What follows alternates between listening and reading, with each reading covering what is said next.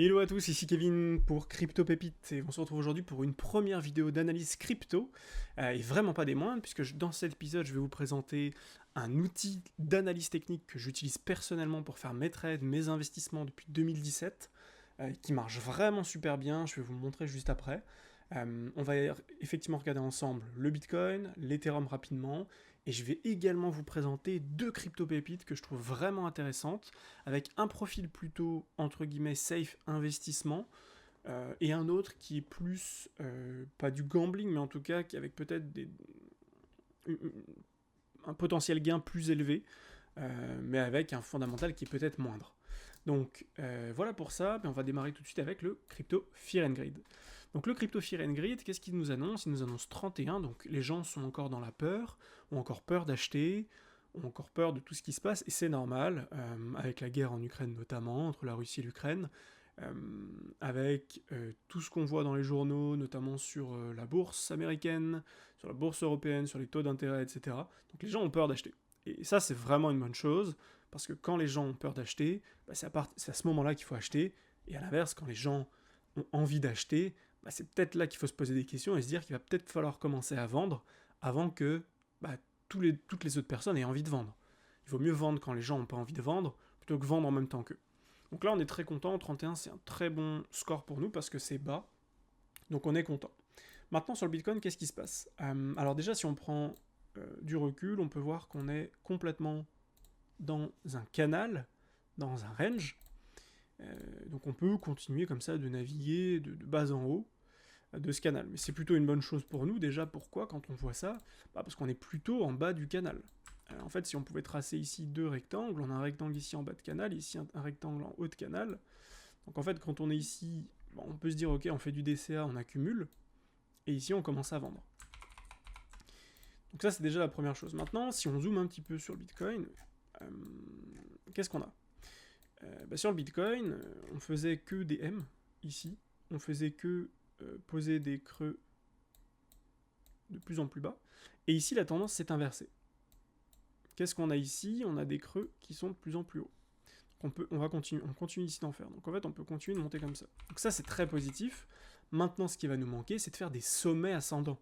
Pour l'instant, on fait des creux ascendants, mais on fait des sommets qui sont toujours descendants. Donc c'est ce qu'on appelle en fait ici une contraction. On a une contraction du cours qui se fait, qui va arriver ici, et là, c'est pas compliqué. Soit ensuite, on va avoir une explosion à la hausse, soit on va avoir un rejet, et on va avoir une continuation baissière. Avec les différents indicateurs que je vais vous montrer, notamment avec le canal ici, on voit qu'on a quand même déjà plus de chances in fine de repartir à la hausse, mais voilà, on n'est pas exclu d'avoir une petite jambe baissière pour faire vraiment paniquer tout le monde avant de repartir. Donc voilà pour ça. Si on zoome encore un peu plus en 4 heures, qu'est-ce qu'on peut voir ici sur Bitcoin? On peut voir qu'on forme des petits W, et qu'on a une première cassure, donc je l'ai tracé avec le trait vert ici, on a une première cassure à effectuer. Ici, parce qu'on a un W là, qu'on a besoin de valider en cassant ce point de contact ici. On a essayé de le faire ici, on a été rejeté au final. Ici, on réessaye à nouveau. Ce serait bien de sortir avec du volume.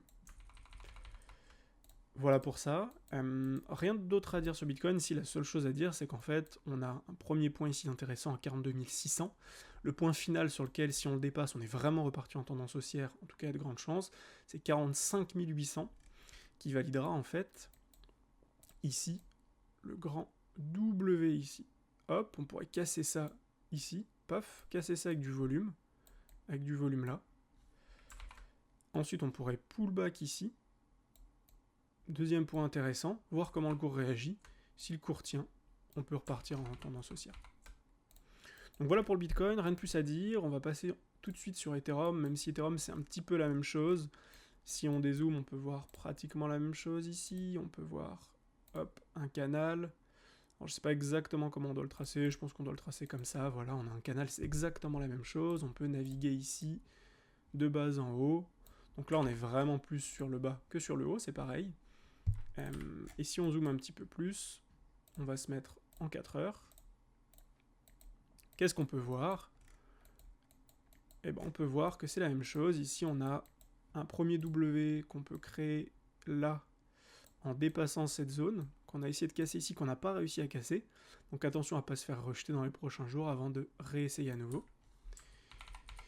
Et ensuite, la dernière résistance à casser, c'est celle des 3200. Donc, première résistance à casser, les 3050, en gros les 3000 $, s'installer au-dessus des 3000, 3050 $. Deuxième résistance, s'installer au-dessus des 3292, 3300 $ globalement, pour valider un gigantesque W en daily, et même en weekly pour le coup. Donc ça, c'est vraiment très bien. Maintenant, on va passer, avant de passer aux deux crypto-pépites qui sont VET et BLZ, on va passer à l'indicateur que j'utilise pour pouvoir trader et investir au bon moment.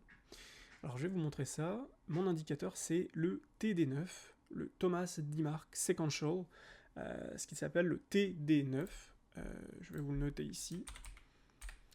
Pas le TD0, le TD9, voilà. Alors qu'est-ce que c'est que le TD9 ? Eh ben, je vais vous montrer ça tout de suite. Le TD9, alors là il y a vraiment plein de choses, c'est hyper intéressant, vous allez voir. Le TD9, c'est un indicateur qui en fait va calculer, en termes de statistiques, ce qui peut se passer. Et qu'est-ce qui va se passer, sans rentrer trop dans le détail, c'est qu'un TD9, qu'est-ce que c'est ? C'est quand on a 9 bougies, là vous voyez, 9 vertes là, 1, 2, 3, 4, non ici, 1, 2, 3, 4, 5, 6, 7, 8, 9, quand on a 9 bougies qui se suivent, qui vont globalement dans le même sens, qui montent par exemple, et qui sont plus hautes que les 9 bougies précédentes, sans compter les 4 bougies d'avant. Donc en fait, on enlève les 4 bougies d'avant, et par rapport aux autres bougies, on va compter en fait dans l'ordre. C'est-à-dire que là, on va compter 1, 2, 3, 4, on va compter celle-là, puis celle-là, puis celle-là, etc. En gros, ce qu'il faut retenir le plus important pour le TD9, c'est que quand vous avez un TD9 qui s'active en vert en haut, ça veut dire que, attention, on va peut-être faiblir un peu dans la montée, voire on va peut-être repartir en tendance baissière. A l'inverse, quand on a un TD9 rouge, c'est l'inverse, c'est dire ok, on a beaucoup baissé, mais attention, c'est en train de faiblir, statistiquement parlant, avec des calculs, c'est possible qu'on reparte à la hausse. Alors, le TD9, il y en a vraiment beaucoup, il y a beaucoup de TD9, donc là je suis en daily, TD9 daily ça fonctionne bien, on peut voir qu'il y en a vraiment beaucoup de vert, beaucoup de rouge. Alors tous les TD9 ne fonctionnent pas, et pour que vous ayez un TD9 qui fonctionne vraiment bien, ce que je vous conseille c'est de regarder soit sur le MACD comme ici, soit sur le RSI, qui est un autre indicateur que vous devez connaître, mais je préfère le MACD, je le trouve plus pertinent. Vous devez essayer de prendre un TD9, plus de trouver une divergence sur le cours par rapport au MACD. Je vais vous donner des exemples très simples. On va prendre un TD9 ici. Donc qu'est-ce qu'on a ici ? Quand les pointillés verts, ça veut dire qu'on a posé ici un TD9. Donc ici on a posé un TD9. Et sur le cours, qu'est-ce qu'on avait ? Eh bien le cours montait, et le MACD, lui... Ah bah j'ai enlevé le TD9, hop. J'ai enlevé le MACD. Sur le MACD, on baissait. Donc on avait une divergence. Divergence plus TD9, bizarrement, quelques jours après, on avait posé un top. Donc si vous étiez sorti là, au final vous aviez chopé le top pratiquement, et derrière vous pouviez éviter 50% de baisse. Donc imaginons que vous ayez racheté avant, vous auriez évité au moins 25% de baisse, ce qui est déjà bien. Ensuite, qu'est-ce qu'on a ? Pareil ici, un TD9 ici. Qu'est-ce qu'on a ici sur le cours ? Je vais vous montrer la différence entre un TD9 qui fonctionne et un TD9 qui ne marche pas. On a un premier TD9 ici. Seulement, le MACD monte, le cours monte. Pas de divergence, TD9 ne marche pas. Ici, on a un TD9 qui est validé. Cours qui monte, MACD qui descend, donc divergence activée. Divergence, TD9. Bizarrement, quelques jours après, on pose un top. Et encore une fois ici, vous auriez économisé peut-être 30-40%. Pareil dans l'autre sens. Qu'est-ce qu'on peut voir ici ? On va avancer sur le cours. Et bien pareil ici. On a eu le 24 janvier 2022 un TD9 activé avec une divergence. Divergence sur le cours, là et là. Divergence sur le cours, TD9 activé. Derrière, on repart à la hausse. Donc si vous aviez ouvert ici, on va dire que vous n'aviez pas réussi à prendre la mèche, vous attendez la clôture pour être sûr qu'il y a un TD9, vous achetez là. Ici, vous avez déjà un petit 20%, et par rapport au coût actuel, vous avez déjà un 15-20%, ce qui est vraiment bien. Donc là, attention, ce que j'ai aperçu hier, c'est qu'on avait validé un TD9 en hausse, mais on n'a pas de divergence. Donc ça veut dire qu'on peut quand même consolider un peu, se faire rejeter. C'est pas non plus un gros signe de retournement, mais voilà, quand même faire attention. Donc voilà pour le TD9, j'espère que ça vous a plu. N'hésitez pas à me dire en commentaire si ça vous plaît, ce genre d'indicateur, je pourrais vous en présenter d'autres. Mais vraiment le TD9 hyper intéressant, je pourrais rentrer encore plus dans le détail la prochaine fois, vous le montrer sur d'autres charts, je vous le montrerai sur le VET et le BLZ. Mais vous verrez que c'est très intéressant, on peut le regarder même sur l'Ethereum. Si on se fout en daily ici, en fait c'est pareil, on peut voir que ici on a posé un gros TD9 ici, derrière on a baissé, on a un TD9 ici potentiellement pour repartir, on a posé des TD9 ici, on est reparti, on a posé un TD9 là, on a baissé, donc hyper intéressant quoi, comme indicateur. Maintenant on va passer aux deux crypto-pépites, la crypto-pépite numéro 1 qui est le VET, donc une crypto qui est actuellement classée 39e, donc quand même une grosse capitalisation, on est déjà à... on est combien de capitalisation? On est quand même à 3 milliards de market cap, donc c'est quand même pas mal. Avec, on peut voir un beau potentiel ici. Ce qui est intéressant avec cette crypto, c'est quoi? Déjà le fondamental est bon, mais au-delà de ça, techniquement parlant, ce qui est intéressant, c'est qu'on est venu chasser en dessous de ces creux. C'est-à-dire que tous ceux qui sont venus là, on est venu en dessous, on les a liquidés, ou bien on les a forcés à vendre parce qu'ils ont eu peur, ils ont vendu, et ici, toutes les baleines sont en train d'accumuler. En tout cas, c'est comme ça que je le traduis. Deuxième fait intéressant, c'est qu'on a quand même un gros potentiel. Ici, on a un gros potentiel, 260%, 400%. Donc c'est quand même intéressant. Et surtout, ici, qu'est-ce qu'on a? On a un TD9. On a un TD9 ici avec une divergence. Une très belle divergence ici. Ça diverge, et ici le cours qui fait que descendre alors que là ça fait que monter. Donc vraiment intéressant. Si on rentre purement sur la partie W et quelles sont les prochaines targets, on peut voir tout simplement qu'ici on a potentiellement un W à réaliser. Pour ça il va falloir dépasser les 0,057. Ensuite on a ce petit point à passer, 0,061. Et le gros point qu'on a envie de passer à court terme, c'est les 0,070. 0,070 qui nous permettrait ici de valider qu'on est bien reparti là. Voilà.